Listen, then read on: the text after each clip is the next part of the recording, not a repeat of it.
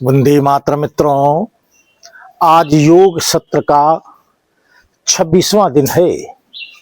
आइए, 1 2 3 4 5 6 7 8 9 10। यह 1 2 3 4 5 6 7 8 9 10। यह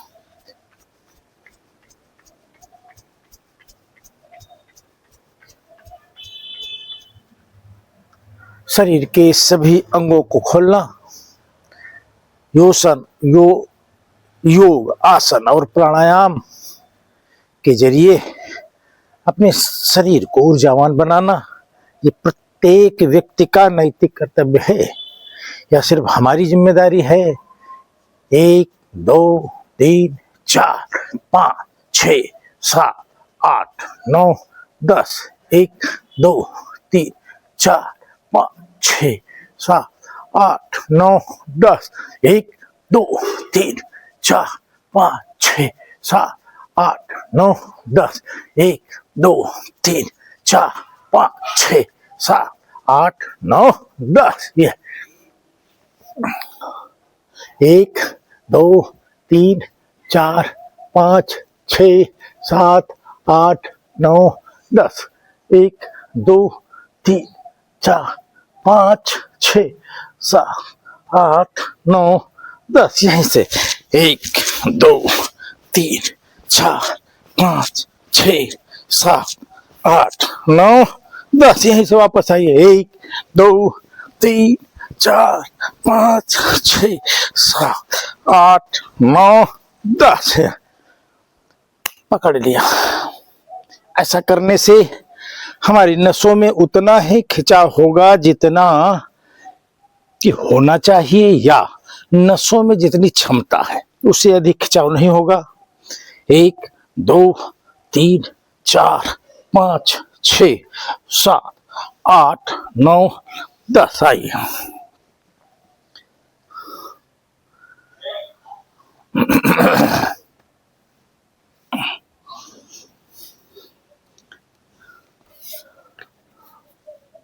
भारत माता के सानिध्य में बैठकर नित्य प्रति योग का अभ्यास करना श्रेयकर होता है। इससे जो ऊर्जा हमें प्राप्त होती है वह ऊर्जा भारत माता के सानिध्य से हमें प्राप्त हुई है, तो उसका व्यय भी भारत माता के लिए होता है या होना चाहिए ही है। यहीं से 1 2 3 4 5 6। ये 1 2 3 4 5 6। वापस आई। 1 2 3 4 5 6। यहीं से तोड़िए। ये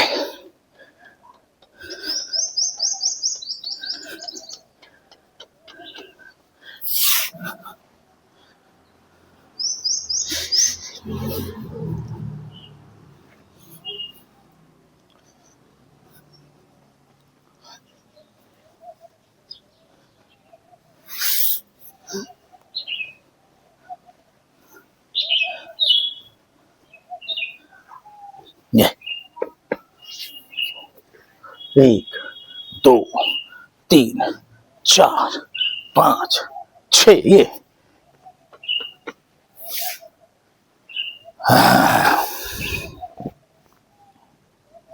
ध्यान की मुद्रा में आना आजकल इस पुस्तक का विमोचन हो चुका है, जो समाज को समरस बनाने हेतु अपना सिद्धांत लेकर प्रकट हो चुकी है। यह समाज समरस क्यों नहीं हो रहा है, अब प्रश्न यह किया जाएगा, क्योंकि समाज को समरस करने हेतु हमारा समाज संगठन 100 वर्ष की यात्रा तय कर बैठा है।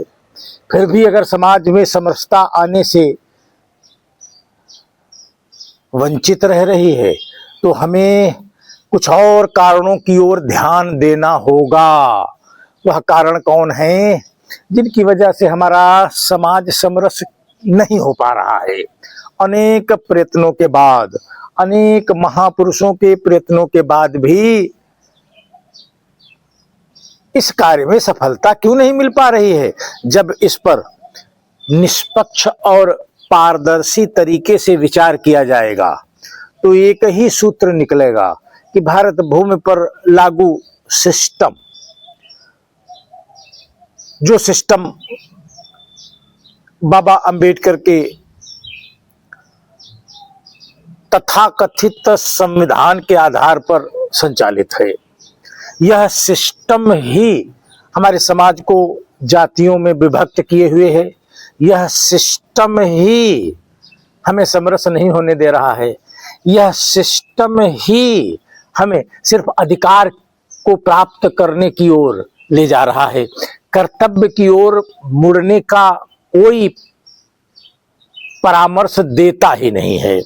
इसलिए संपूर्ण राजनीति इसी सिस्टम के आधार पर सिर्फ पाने, सिर्फ छीनने, सिर्फ झपट्टा मारने तक ही सीमित है। उसका कोई कर्तव्य भी राष्ट्र व समाज के साथ है, ऐसा कोई भाव उसके अंदर दिखता नहीं है। अब जब समाज समरस करते करते हम 100 वर्ष की यात्रा तय कर बैठे हैं, फिर भी समाज समरस हो नहीं पा रहा है, अनेक प्रयास करने के बाद भी नहीं हो पा रहा है, तो हमें उन कारणों को जानना पड़ा। और कारण आया कि भारत भूमि पर जब तक यह राजनीतिक सिस्टम लागू है तब तक कोई भी सुधार, राष्ट्र की प्रगति का कोई भी मार्ग स्पष्ट दिखाई नहीं देगा। इसलिए हम सबका प्रथम कर्तव्य यही होगा कि भारत भूमि से हम उस सिस्टम को समाप्त करें जो सिस्टम बलात् हम पर काबिज है। उसका कहीं कोई स्वीकारोक्ति नहीं है। वह छल कपट और प्रपंच के आधार पर भारत के संवैधानिक व्यवस्था में लागू है। हमें उस सिस्टम को बदलना होगा। उस सिस्टम का नाम है राजनीति, और हम उसी संविधान में प्राप्त दूसरे दृष्टिकोण को आधार बनाकर भारत को प्रकट करेंगे। उस दृष्टिकोण का नाम है राष्ट्र नीति। इसलिए भारत भूमि पर राजनीति नहीं, सिर्फ राष्ट्रनीति का ही संधान हो, तभी समाज समरस हो सकेगा, तभी हम अपने कर्तव्यों का निर्वहन कर सकेंगे, तभी स्व आधारित राष्ट्र का सिस्टम खड़ा हो सकेगा। हम जब तक स्व आधारित भारत भूमि पर अपना तंत्र विकसित नहीं करते तब तक यह भूमि और इस भूमि पर लागू संविधान, यह सब इंडिया के लिए है, भारत के लिए कदापि नहीं। कोई व्यक्ति अगर इसे काल्पनिक तौर पर भारत का मानता है तो यह उसकी बौद्धिक अपरिपक्वता का विषय होगा। परिपक्वता यह कहती है कि हम इंडिया के सिस्टम में वर्तमान कालखंड में जी रहे हैं, हमें अपने भारत का सिस्टम बनाना है। तो हमें क्या बनाना है? हमें राजनीति के सिस्टम की जगह राष्ट्रनीति का सिस्टम स्वीकार करना है। माने राष्ट्र प्रथम का सिद्धांत हमें स्वीकार करना है। इसमें क्या अड़चन है? कौन रोक रहा है? कोई नहीं रोक रहा है। हम स्वयं को बेईमान बनाए रखने के लिए हम ईमानदारी के मार्ग पर जाने से रुक रहे हैं। हमें रुकना नहीं है, हमें चलना होगा। अगर हम न चले तो हमें गिरा कर कोई आगे चला जाएगा, फिर न कहना हमें गिरा दिया गया है। आइए हम सब 3 प्रकार की यौगिक क्रियाओं का अभ्यास प्रतिदिन करते हैं। पहली क्रिया होती है योग की। 3 प्रकार के योग, एक ग्रीवा योग, एक कर्ण योग और तीसरा चक्षु योग। आइए, पहला ग्रीवा योग। मेरुदंड को सीधा करना, गर्दन को तनाव मुक्त कर देना, संख्या के साथ करना। 1 2 3 4 5 6 7 8 9 10। 1 2 3 4 5 6 7 8 9 10 1 2 3 4 5 6 7 8 9 10 यहीं से 1 2 3 4 5 6 वापस आइए 1 2 3 4 5 6 मस्तक के मध्य बिंदु पर जब भी हम ग्रीवा योग करेंगे बाई गदेली को रखकर दाहिनी गदेली से आगे से पीछे की ओर फेंकना, वापस आइए यहीं से वापस आइए, बाएं से दाएं वापस आइए यहीं से, दाहिने से बाएं, नीचे से ऊपर, ऊपर से 1 2 3 4 5 6 7 8 9 10 1 2 3 4 5 6 7 8 9 10 खींचिए खींचिए, इससे कंधे बलिष्ठ होते हैं। ये पलट लीजिए, फिर खींचिए, फिर खींचिए, फिर खींचिए, यह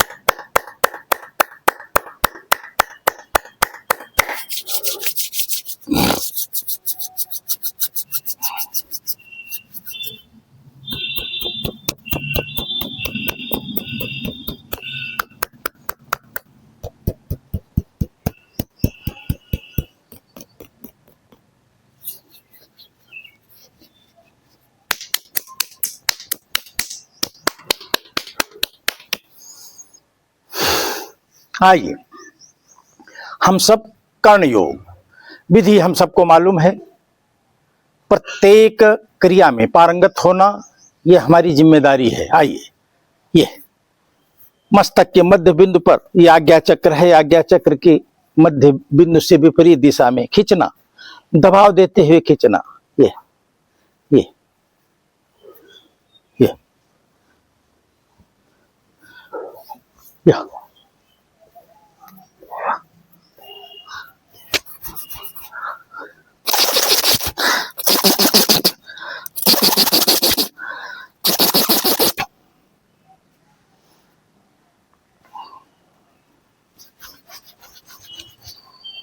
कान की जड़ों को हिलाना, ये रोजगार, ये प्रत्येक दिन का कार्य। ये हाँ,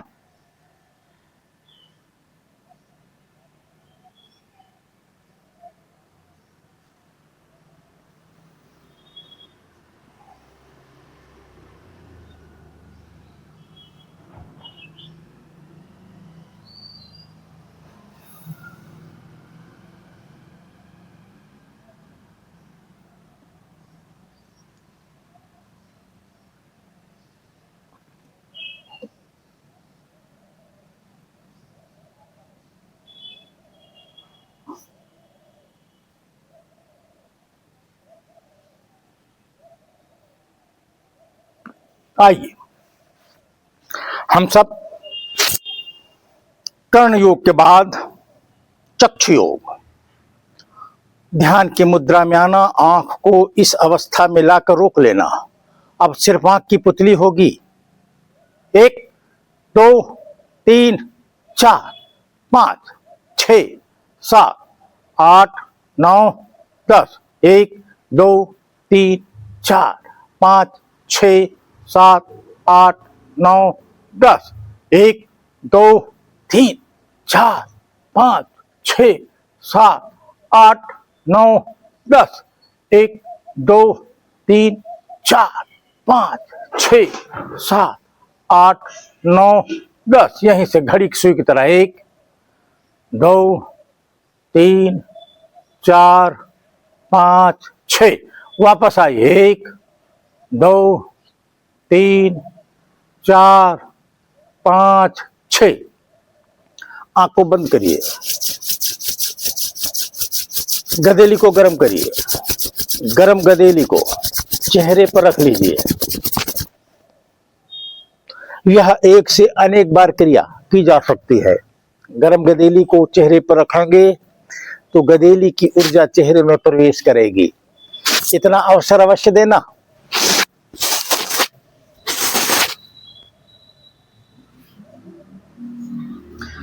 अब हम सब 5 प्रकार के प्राणायाम प्रतिदिन अभ्यास में ले रहे हैं। पहला कपालभाति, दूसरा भस्त्रिका प्राणायाम, तीसरा अनुलोम विलोम, चौथा भ्रामरी प्राणायाम और 5वां उज्जाई क्रिया। समापन सत्र में मंडूकासन के बाद हम सब ओम का उच्चारण करके सत्र को समाप्त कर लेते हैं। आज 26वां सत्र है। कपालभाति कैसे होगी हम सबको ज्ञान है। इसे और अधिक विशेषज्ञता के साथ करना, प्रतिदिन इसमें इससे अपने को जोड़ना। आइए करो।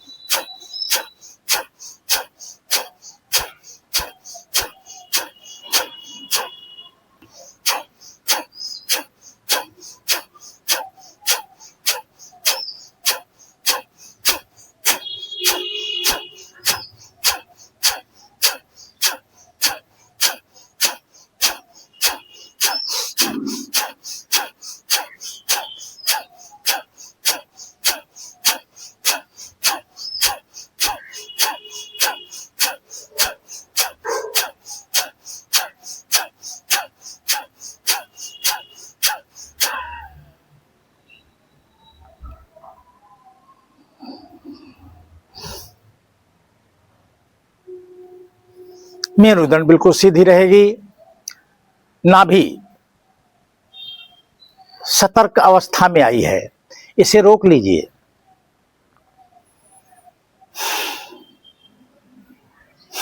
पेट को ढीला मत करिए।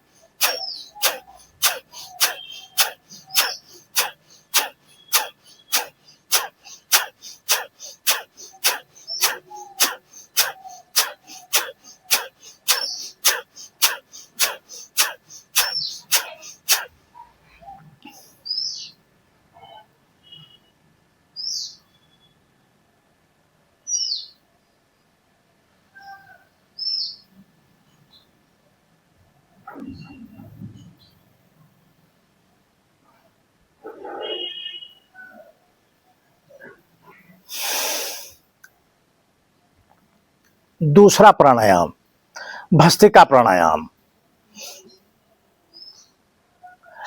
इन 5 प्राणायाम का लाभ क्या होगा? इसके लाभ से हमारे अंदर की बीमारियां कितनी ठीक होंगी? इन सब चक्करों में पड़ने के बजाय सिर्फ हम इन 5 प्राणायामों को अपने शरीर पर जागृत अवस्था में ले आवें, ऐसा अभ्यास करें, ऐसा मनोयोग अपनावें कि हम इसमें लीन हो जाएं। जब हम इन यौगिक क्रियाओं में स्वयं को लीन कर लेंगे तो एक दिव्यता का आभास हमारे अंदर प्रकट होगा। इस आभास का अपना एक अर्थ है। आइए, विधि हम सबको ज्ञात है। खींचते हुए और झटके में मुट्ठी बांधते हुए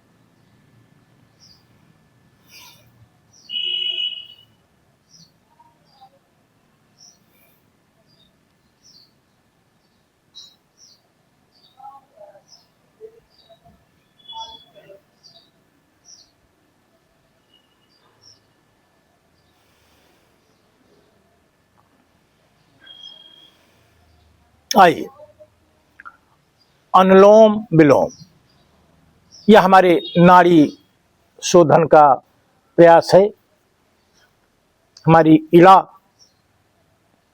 पिंगला और सुषुम्ना जो दोनों नाड़ियों के मध्य मेरुदंड के साथ सटी हुई रहती है, अगर हमारी चंद्र और सूर्य, चंद्र माने इड़ा और सूर्य माने पिंगला, यह दोनों जब सक्रिय अवस्था में नाड़ियां होती हैं तभी सुषुम्ना जागृत अवस्था में आती है और उसके जागृत होते ही हम प्राणायाम में लीन हो जाएं तो जो अवस्था हमारे सामने प्रकट होगी वह दिव्यता का अनुभव कराएगी। आइए, विधि हम सबको ज्ञात है। श्वास को धीरे धीरे लबालब भरना और थोड़ी देर रोकना और फिर निकाल देना, फिर लबालब धीरे धीरे भरना, फिर रोकना, फिर यहीं से निकाल देना, यहीं से क्रिया करो।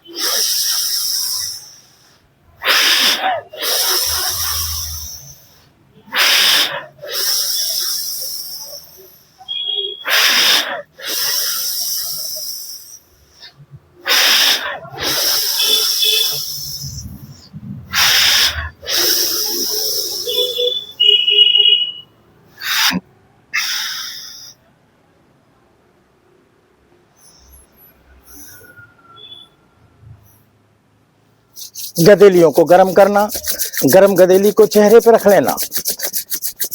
प्रत्येक प्राणायाम की बेला को बदलते समय हमें ऐसा करना चाहिए। आइए, भ्रामरी प्राणायाम विधि हम सबको ज्ञात है। एक विधि तो हम प्रतिदिन जो अभ्यास में ले रहे हैं वह यह है। आइए,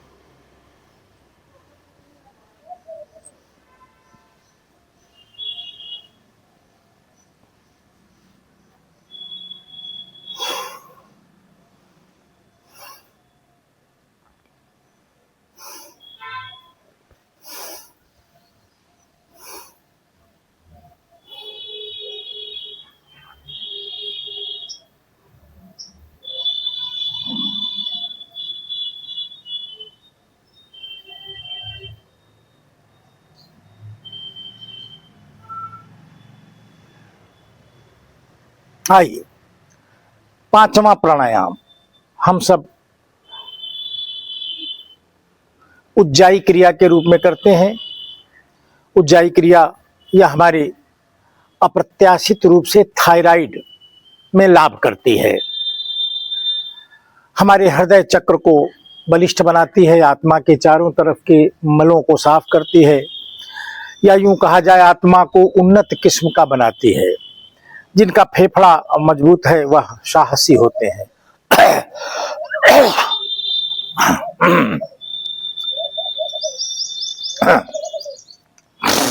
तीन क्रियाओं का अनिवार्य अभ्यास और अधिक से अधिक 5 क्रियाओं का अनिवार्य अभ्यास प्रत्येक साधक को करना चाहिए। श्वास को भरना और दाब कर निकाल देना।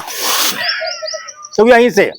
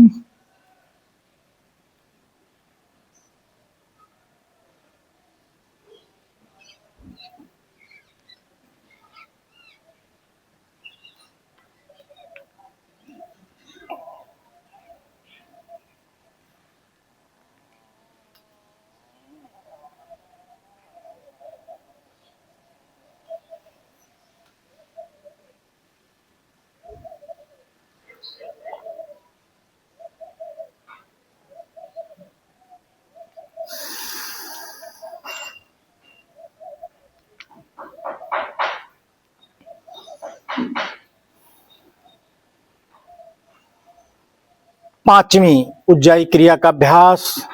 श्वास को भरना, निकालना।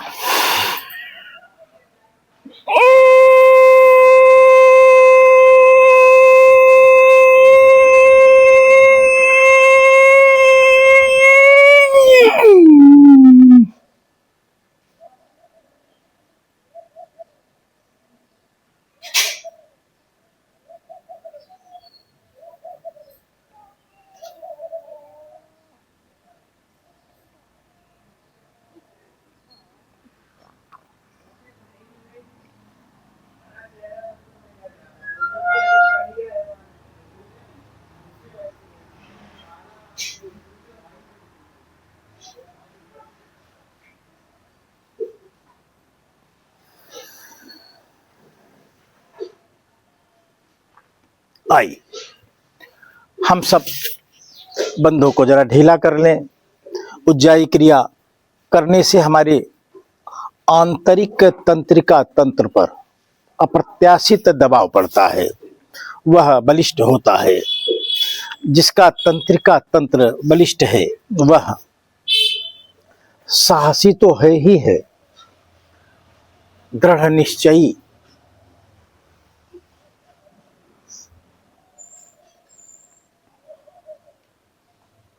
मंडूकासन का अभ्यास हम सब प्रतिदिन करते हैं। हमारा सहस्त्रार चक्र, हमारा आज्ञा चक्र, हमारा विशुद्धि चक्र, हमारा हृदय चक्र, हमारा नाभि चक्र, हमारा स्वाधिष्ठान चक्र और इसके बाद मूलाधार चक्र। मानव की चेतना मूलाधार और स्वाधिष्ठान चक्र में ही अधिकतर उलझी रहती है। 98% 97% लोग यहीं पर चेतना को उलझा कर रखते हैं। यह खान पान से लेकर मल मूत्र त्यागने का क्षेत्र,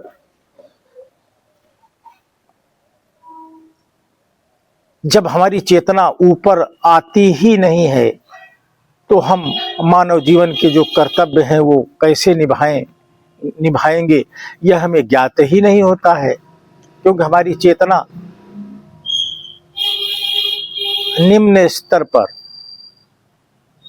व्यय हो रही है।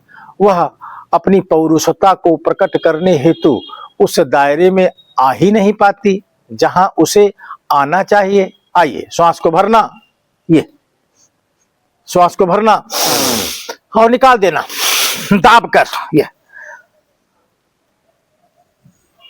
स्वाधिष्ठान चक्र को जितना अधिक सुव्यवस्थित दबाव में लेंगे, यह हड्डी मुक्त स्थान है। यहाँ हड्डियां नहीं हैं, अंग हैं, वो बड़े महत्वपूर्ण अंग हैं। वापस आइए, श्वास भरते हुए वापस आइए।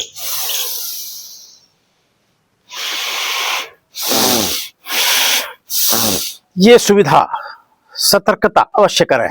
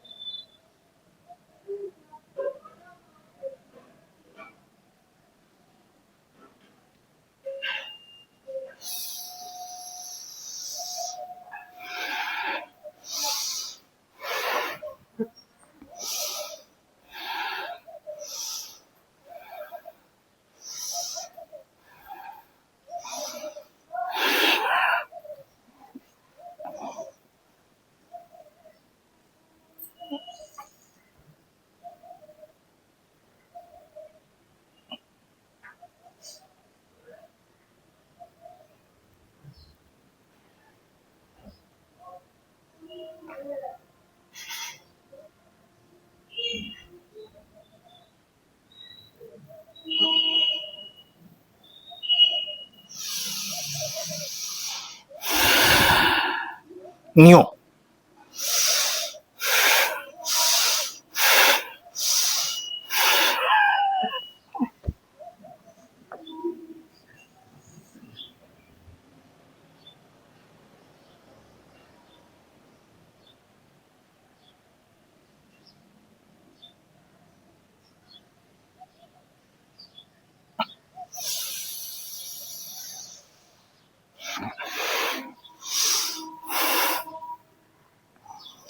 ओम का उच्चारण 3 बार करेंगे, फिर ध्यान की मुद्रा में 1 मिनट के लिए जाएंगे। मस्तक के मध्य बिंदु पर आज्ञा चक्र में यहां पर ध्यान को केंद्रित कर लेंगे।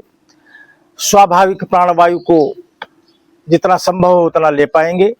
आइए।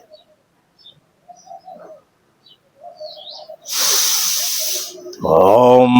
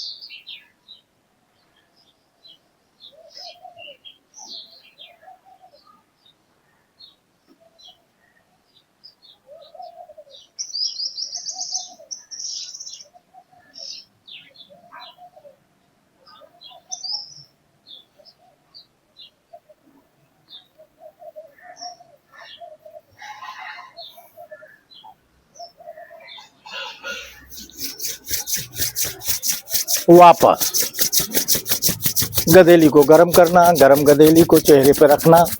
और चेहरा हमारा अब बता रहा है कि जब हमने अभ्यास प्रारंभ किया था तब चेहरा प्रसन्न नहीं था, अब चेहरा प्रसन्न है। इस प्रसन्न चेहरे को लेकर समाज में जाना यह हमारी आपकी नित्य प्रति की जिम्मेदारी है। भारत माता का सानिध्य हमें प्राप्त हुआ, हमने अपनी भारत माता के सानिध्य में प्रकृति से ऊर्जा प्राप्त की। यह ऊर्जा जो हमने अभी अभी प्राप्त की है, इसका पहला प्रयोग अपने घर परिवार पर करें।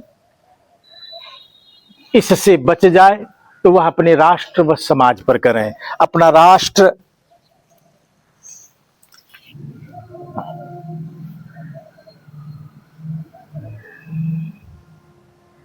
प्रकट करना है। विधर्मियों ने एक खेल के तहत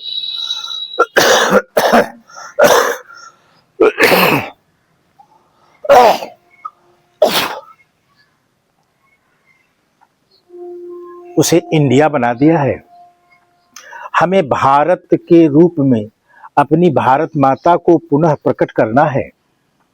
इसी संकल्प के साथ आज का यह विचार आधारित योग सत्र 26 यहीं पर स्थगित होता है। कल पुनः इसी समय फिर हम आपको मिलेंगे। भारत माता की जय।